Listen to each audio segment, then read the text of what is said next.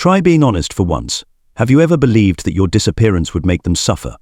That after everything, the narcissist would finally realize how valuable you truly are, that they would regret it, even come back to apologize, hoping to be forgiven. But then, what was the first thing you saw? A photo of them embracing someone new, a bright smile as if sorrow never existed. A life that seemed better off without you. That wasn't accidental, it was a message carefully crafted for you. I don't need you. And yet, there is one truth they will never admit. Your departure wasn't just an absence. It was a direct blow to the hollow ego they had so carefully built. You left behind a void no replacement could ever fill. Because you weren't just a source of supply, you were living proof that they couldn't control everything. Today, let's look directly at the truth they've always tried to hide. Because the moment you chose silence was the moment their collapse began. When you decide to disappear, know that it isn't out of weakness. You chose to step back to protect yourself, shielding what can't yet be seen from the daily emotional wounds and manipulations. And trust me, what they cannot bear the most is that silence, no reaction, no pressure, no justifications. In that still space, all the subtle strings they thought they were pulling begin to snap. You may not remember the exact moment you fully stopped responding. Maybe it was one message unanswered, one call you didn't pick up, or even being online yet refusing to engage.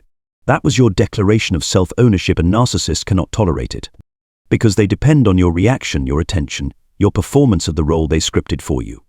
Then you realize, rather than regret, rather than loss, they move on quickly to someone new, someone presented in glossy photos, bold status updates, the happy, free persona recast.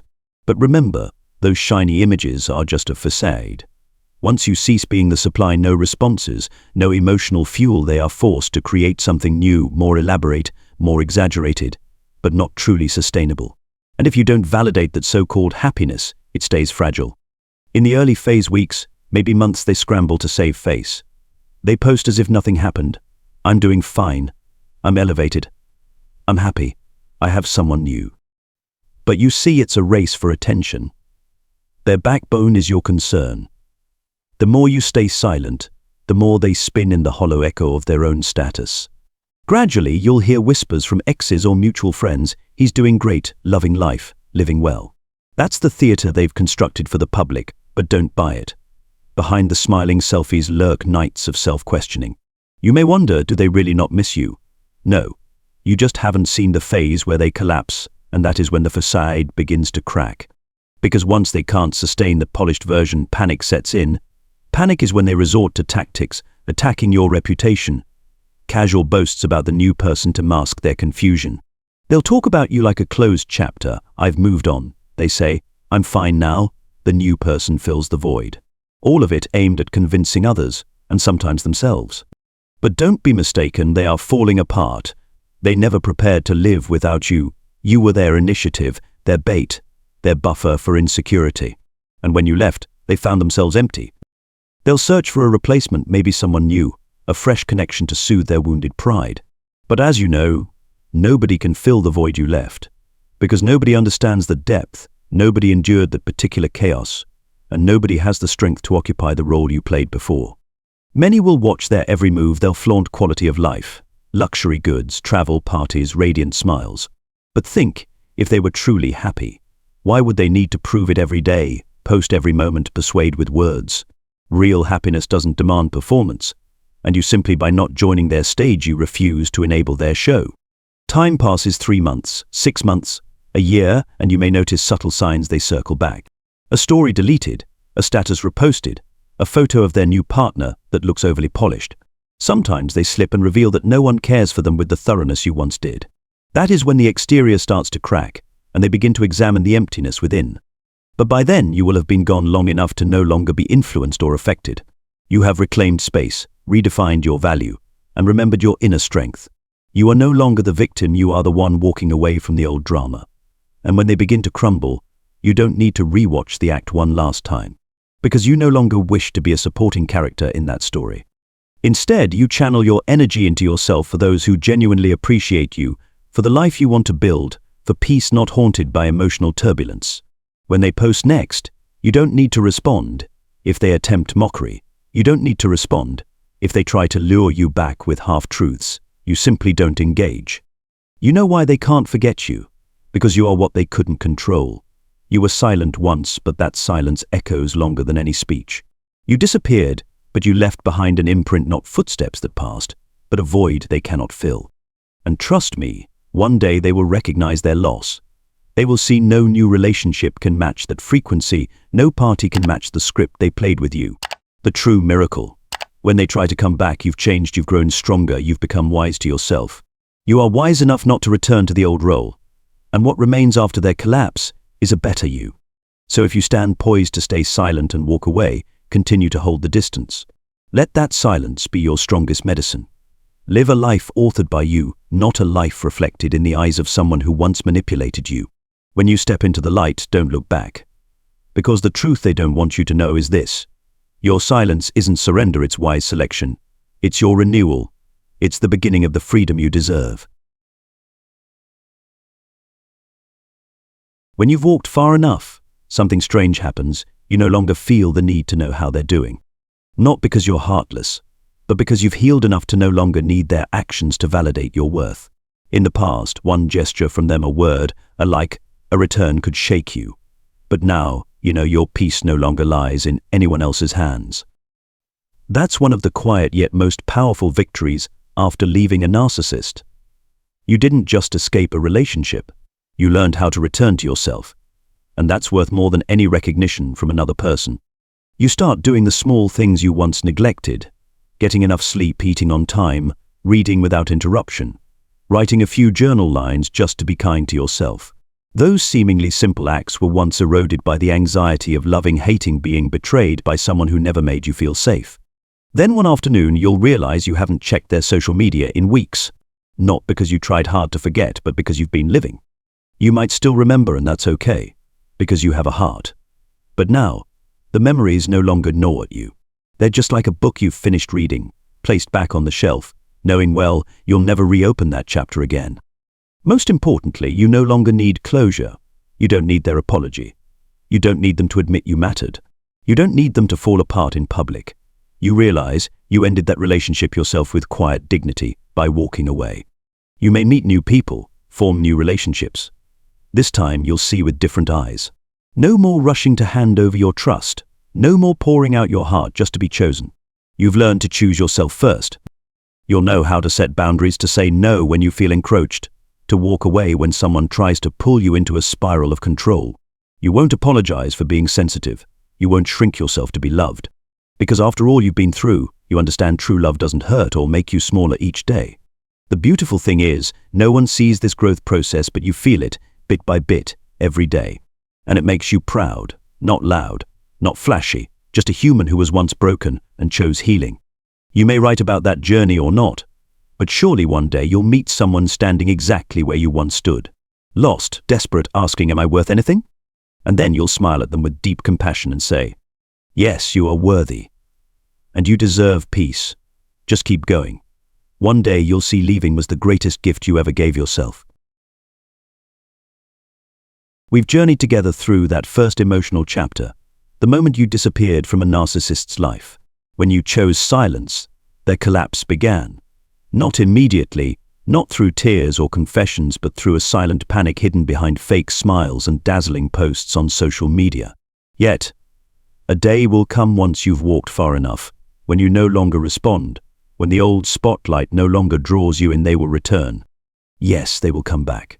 Not because they love you more, not because they realize your worth, but because they can't bear one truth: you are living well without them. A narcissist always believes you belong to them, a never-ending supply.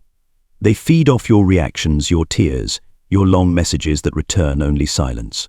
And when all that vanishes, they become disoriented. They don't understand why you don't scream, don't demand, don't cling like before. That's when they begin planning their return. This comeback is not loud, no tears, no roses. Instead, gentle messages that seem harmless. Hey, how have you been lately? I happened to hear that old song, it made me miss you. I dreamt about you last night, wild, ha. Those subtly suggestive words don't come from genuine care. They serve a purpose, to awaken emotion in you. They know you are compassionate and know how deeply you once loved them.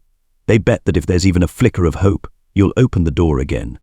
If you respond, it all resumes. They get sweeter, may offer partial apologies, share sad stories to soften you. Their tone shifts, not the critic, not the person blaming you, but the man who's grown, who's understood something important. They might claim they changed, went to therapy, read about narcissism, learned emotional control, and they just want one small chance. This is the most dangerous tactic, conditional apology. But remember, they're not sorry they hurt you. They're sorry they lost control over you. If you refuse, they pivot. They might become cold, indifferent, even speak ill of you. They'll post pictures with someone new, tell stories of how you abandoned them, craft a version where you are the villain and they are the victim. Once again, everything becomes a stage, but this time, you are no longer the audience. So when they come back, what should you do? First, don't rush to reply. They're testing if you're still there. Silence now is your shield against emotional strikes. It preserves the distance needed to avoid being drawn into the old drama. Next, observe instead of reacting emotionally. You might feel soft inside, your heart racing, a flicker of hope that they truly changed. But take a step back. Did they truly apologize? Did they acknowledge exactly what they did wrong? Or did they just say vague things like "I'm different now" without concrete action? Recall why you left. Remember sleepless nights, unanswered messages, times you felt yourself shrinking to fit their world. Their return doesn't erase those.